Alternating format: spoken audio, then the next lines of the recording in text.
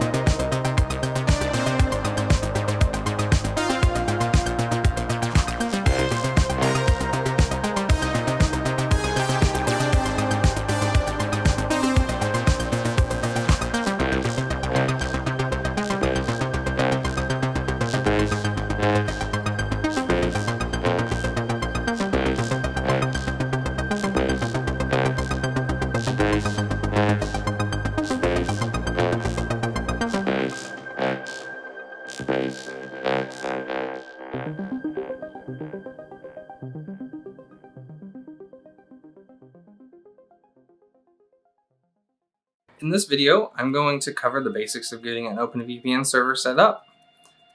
In future videos, I plan on expanding on that knowledge and going a little more advanced to do a bunch of different things that would be beneficial for a home labber or just a normal person in a corporation. I would like to apologize for the length of this video, as it is a lot longer than my normal videos, but I did go a little more in depth and covered some more options for the VPN configuration.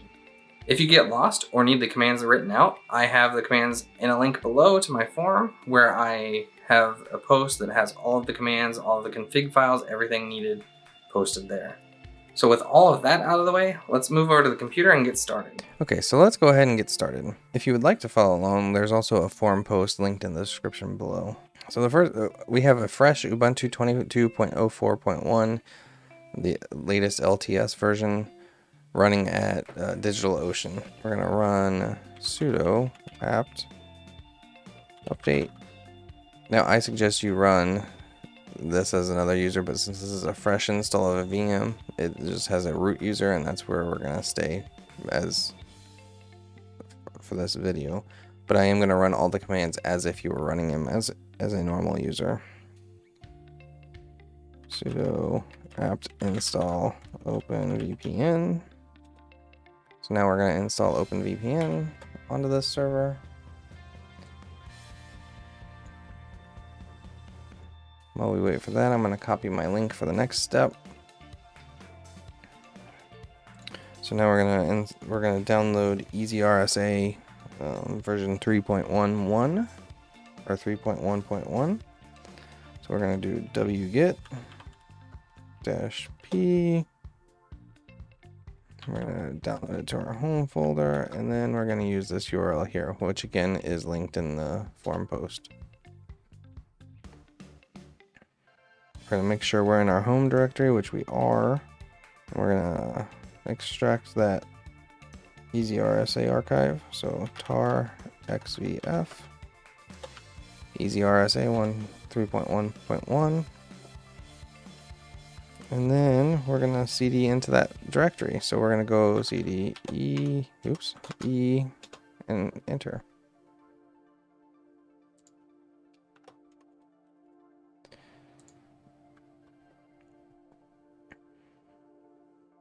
So now that we're in the directory, we're gonna copy the default variables over. So we're gonna do cp vars.example to vars.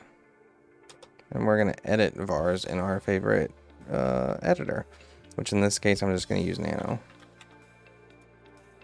So we're going to nano vars, and we're going to scroll down to these lines right here. I'm going to take them up to the top of the page here. We're going to uncomment these lines right here.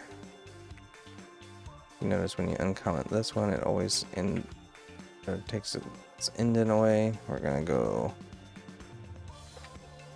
Kansas because I'm in Kansas. Kansas City as our city. org, we're going to put IT Bible.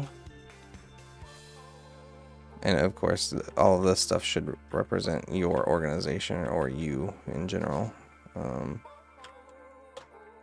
itbible.net.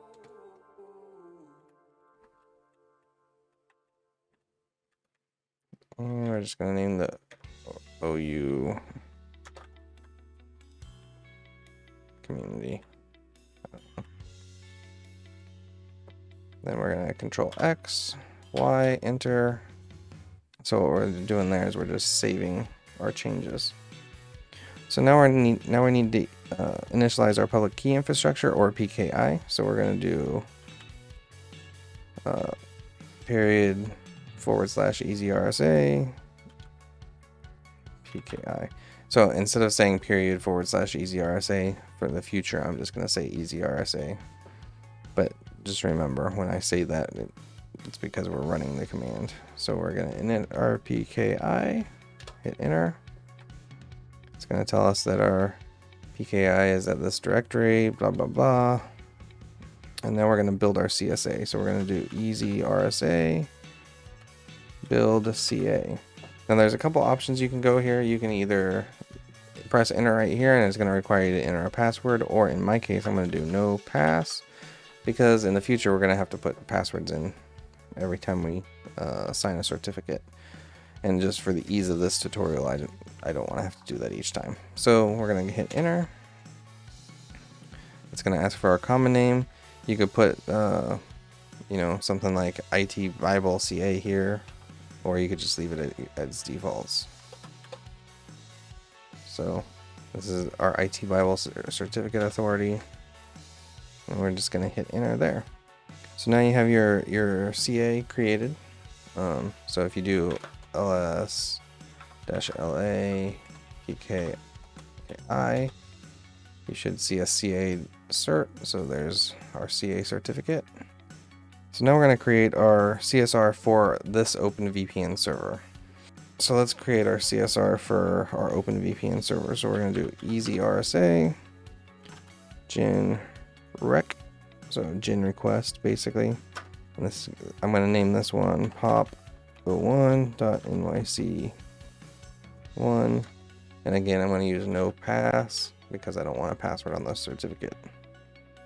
So hit enter, it generates a request, it asks us what our common name is, which in this case it's going to use the same as what we put in the command above. So I'm going to hit enter for the default, and you can see the files, the location of the key and the request file, or the CSR for certificate request.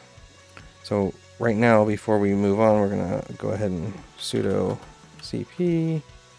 So we're going to copy PKI, private, and pop1. So we're going to copy our key over to etc OpenVPN server.key. That way it's over there where we need it and we don't have to worry about it later on. So let's go ahead and sign our request. So we're gonna EasyRSA sign rec, and this is our EQ, and this is a server certificate. So we're gonna say server and pop01.nyc1. Hit enter. It's going to ask you to confirm your defaults, and of course we're going to say yes on this one. And now we've created our certificate. And to verify that, you can go to ls-la PKI/issued, and you can see pop1.nyc1.cert is there. Now we're going to generate, I will say I don't know for sure how to pronounce this, but I'm going to say our Diffie-Hellman key, or Diffie-Hellman key. This key is used during the key exchange to help with encryption. So we're going to do EasyRSA and DH. This is going to take a few minutes, so if you want to go grab a coffee or something, feel free.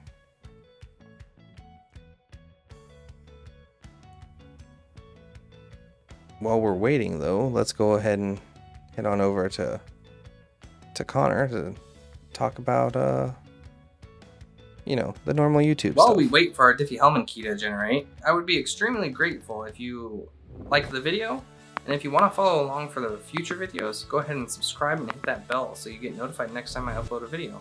Who knows, maybe in the next video I'll do some routing magic and route some public IPs to my house.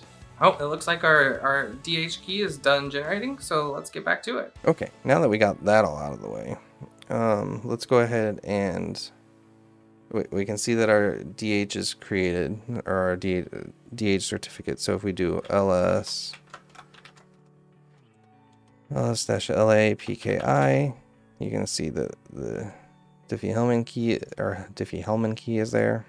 All right, so we're good there. So let's go ahead and now we're going to create our HMAC signature. This is an OpenVPN thing, so let's go ahead and do OpenVPN gen key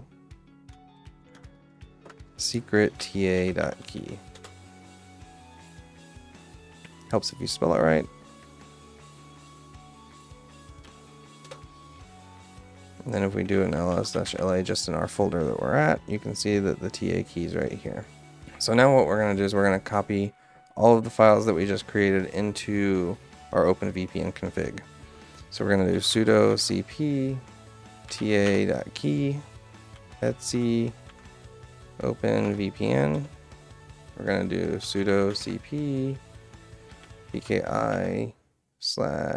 /dh to etc or etc OpenVPN, and we're going to do sudo cp pki issued pop 01.nyc.cert. We're going to do etc OpenVPN server.crt. And then lastly, we're going to do sudo cp pki ca to etc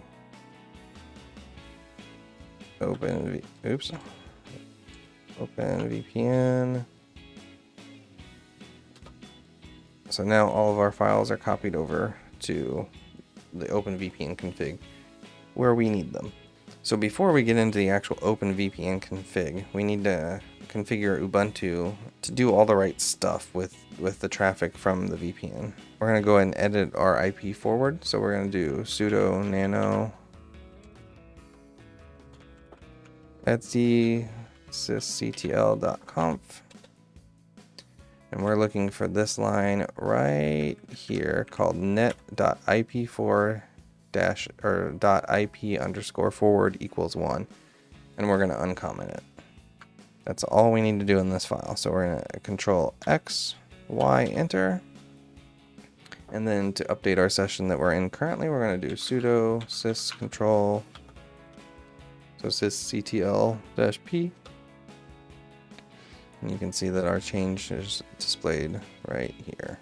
So now we need to check our interface. So let's go ahead and do IP route grep default, because we're looking for our default route and we're looking for that interface name. So in this case, it's going to be ETH0. In your case, this might be something different. I have an OVH instance, which is not the same as this, and so this step is pretty important. And what we're going to do with that is we're going to go into our firewall rules. So sudo nano, in this case, we're just going to use the default UFW, etc UFW before.rules. So we're going to make all of our changes right in this spot right here, but you don't want to change anything else in this file. So we're going to make a comment here saying open VPN rules. We're going to say start open VPN rules, and then we're going to say and open VPN rules. And we're going to put *nat on that line, :post routing.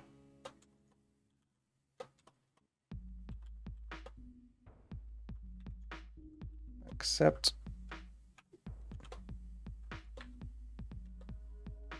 And then we're going to do -a post routing -s. And in this case, this is where you kind of have to know what subnet you're going to use. So I'm going to use 10.253.0.0/24 for my VPN subnet. And we're going to say our interface here, ETH0, J, masquerade. And then we're going to commit those changes, Control X, Y, enter. We've made the changes there.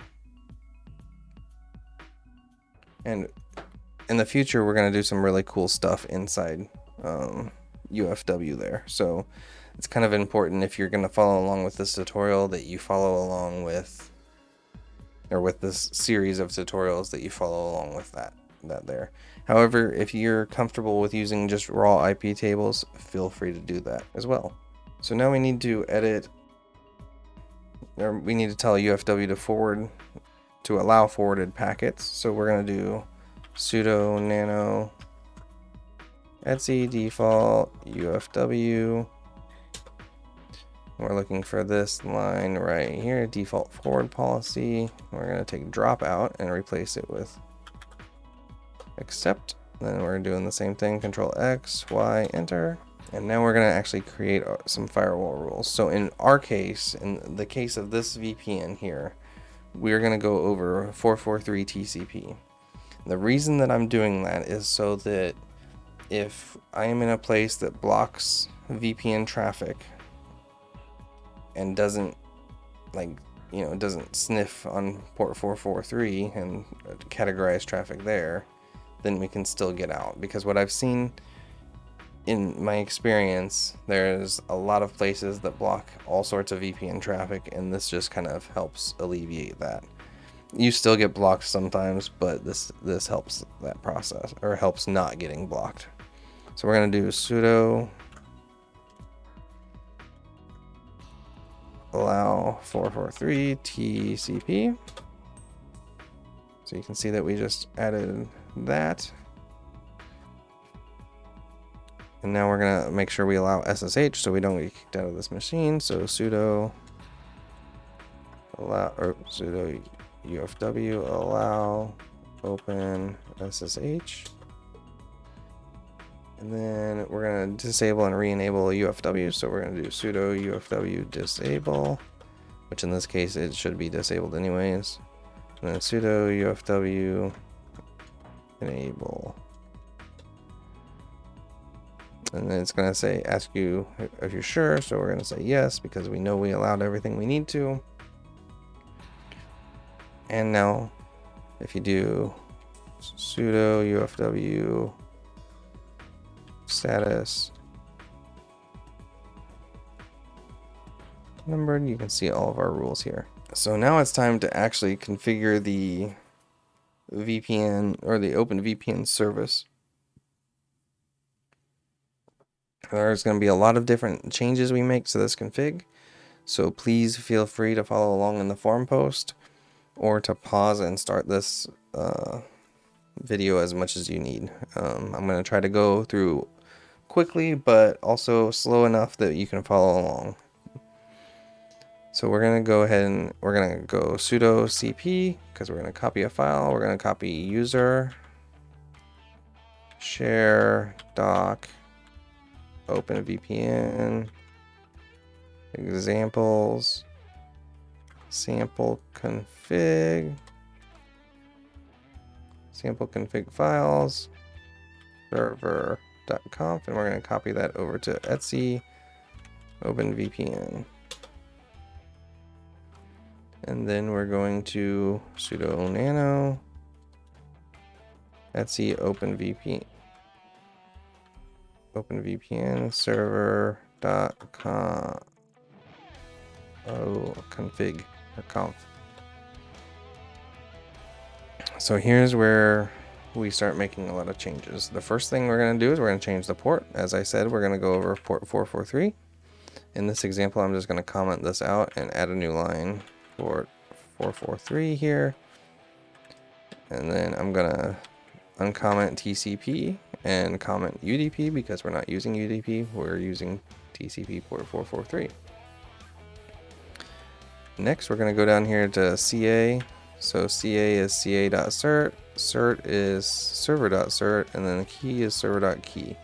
So those are all correct. The one that we do need to change is the DH. So instead of DH2048, our key is called dh.pim. So now we're going to go down here to server. So this is where you need the second place you need to enter your subnet. So in our case, we use 10.253.0.0, and it's all going to be 255.255.255.0, which is a CIDR 24. And then we need to go down and we're going to use Control W and to search for this next one, TLS-auth. And you can see TLS-auth, TA key, so that's named correctly. Cipher, we're going to use AES-256 CBC, which is the default on this one. And now we're going to change user and group here. We're going to uncomment both those lines, and then we're going to change group to, instead of nobody, it's going to say no group. If you don't do that, it will throw errors when you start it up, and it will take you, well, it's pretty easy to figure out on that one. So the last thing we need to change, because we changed it to TCP, is we need to Control W, and we're going to do explicit. I'm just going to type explicit, and we're going to change this where it says explicit exit notify 1. We're going to change this to 0. We're going to go ahead and hit Control X, Y, and enter. And all of the configs that we just changed should be good to go. So let's go ahead and test that. So let's go ahead and try to start OpenVPN server. So sudo system control start OpenVPN at server. Looks like it started to me, so let's go ahead and check the status. Sudo system status OpenVPN at the server. So we can see active is active and running, so we're good there. We don't see any errors popping up down here at the bottom, so we should be good. So let's go ahead and sudo system CTL, and we're going to enable OpenVPN at server. What that does, if you haven't been in any of my other videos, is that enables the server to start up during server startup. Okay, so now we're going to do a little bit of scripting. There's going to be a lot of copy and paste here because I've already written all of this stuff, and I want to make sure that it's right when I put it in the video. So we're going to go ahead and make a directory right now. We're going to do mkdir. We're going to do it in our home folder. We're going to name this folder client configs.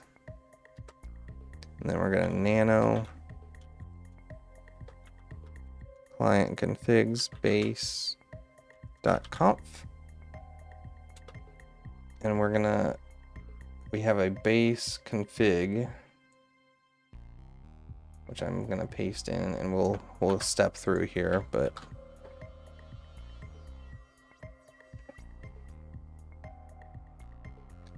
so this basic config, which again is in the forum post, is setting all the client variables. So you can see that it's setting here, it's a client, the device type that we're going to use. We're going to use TCP, like I said.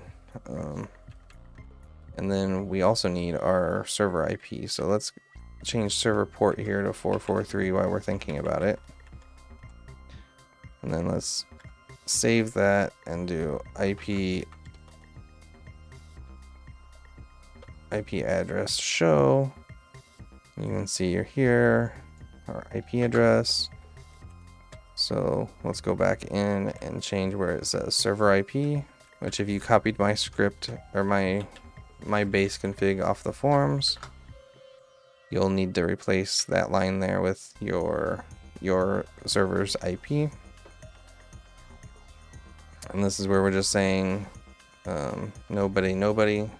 Honestly, I'm gonna change this to no group,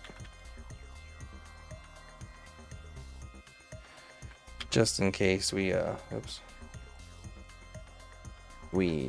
use this on another server, because that's how the server groups work. You know, file log visibility cipher, we have to make sure is set right. So if you set it to CBC 256 or AES 256 CBC, this should match. If you set it to something else, you'll want to change that here. And then we have some additional scripts down here for DNS over for Linux machines, but we're not going to use that in this video. So we're going to save and exit out of that. And now we are at a spot where we want to create some client certificates. So in our case, what I'm going to do is I'm going to create a certificate request for my computer here, which is I'm just going to name home. So we're going to, since we haven't left the EasyRSA folder, if you have, you'll need to go back into it. We're going to go to EasyRSA, gen rec or gen request home, no pass. So what we're doing is we're generating a request from my computer here, and we're saying we don't want you to have a password. So you can see where the key and the requests are here. So let's go ahead and now that it's created, let's go ahead and EasyRSA sign request client, because it's a client certificate, and then it's named home. It's going to ask you to confirm again, so we're going to say yes, and then you can see that the cert was issued here. Now, one thing to note is you can't have two certs with the same name. So if you have two home computers, you'd have to do like home 1, home 2, home 3, etc. We've got our certificate created, signed, and ready to go. So what's the best way to create the config file for OpenVPN? Well, I've got you covered. I have a script for that already. I've taken another script that I found on the internet and I've modified it a little bit because they had some stuff where you were copying things back and forth and are copying to different folders, and I found that it was just easier to copy it out of the folders that already existed. So what we're going to do is we're going to go into Nano and we're going to name this file. We're going to go into our home folder, client configs, make underscore config .sh. And then we're going to copy and paste that post from my forum post. All it's doing is taking all the required files and putting them in an OpenVPN format. So we will go ahead and exit and save that, and then we're gonna chmod client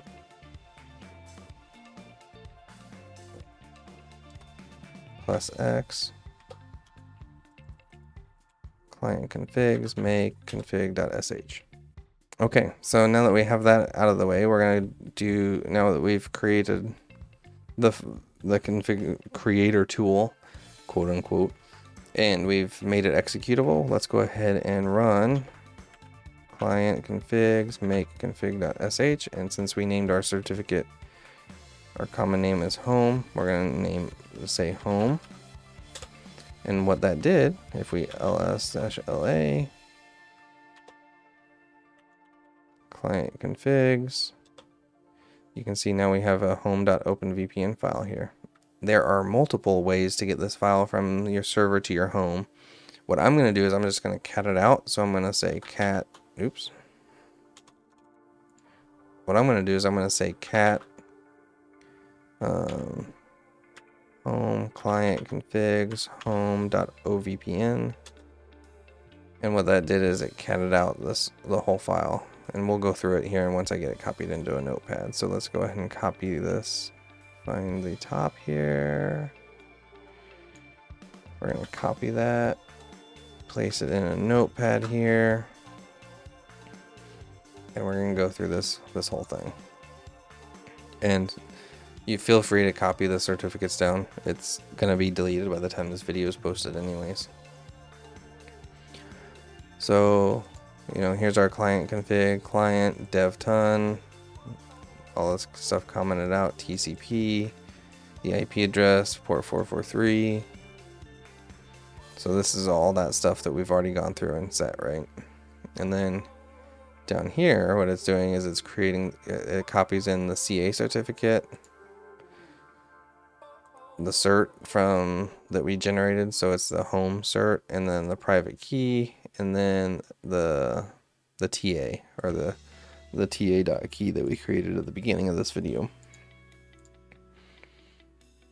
So now let's go ahead and save this. I'm just going to save it to my downloads. I'm going to change this to home.ovpn.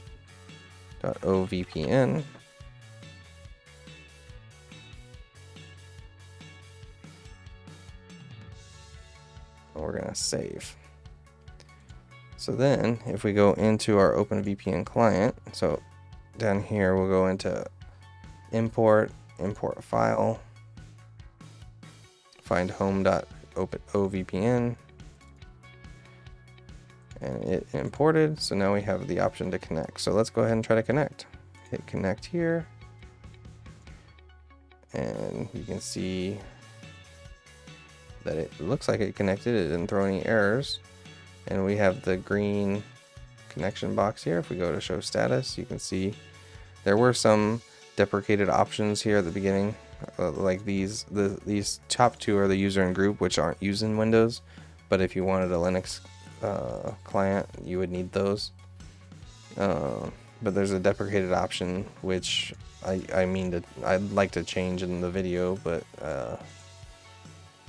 you know, that's the copied, what I copied the config as is from OpenVPN. So, and then you can see that we got our assigned IP 10.253.06, which if we look at this should show us, so here it's adding a route called 10.253.01. So if I bring up this command prompt over here and we ping 10.253.0.1, we can actually ping the gateway.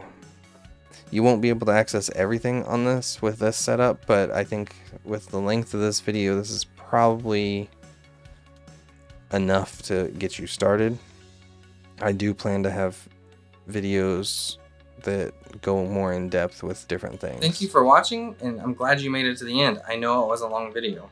If you have any questions, feel free to comment below. But if you have some more in-depth technical questions, it would probably be better to go over to itbible.org and post those questions there, as I can give you a more technical response, and it's a little easier to follow in a thread. If you haven't yet, please subscribe and hit that bell so you get notified next time I upload. Also, throw this video a like or a thumbs up.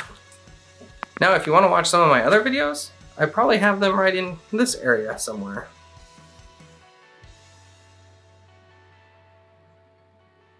Are you gonna click one? There's two really good videos, like right here.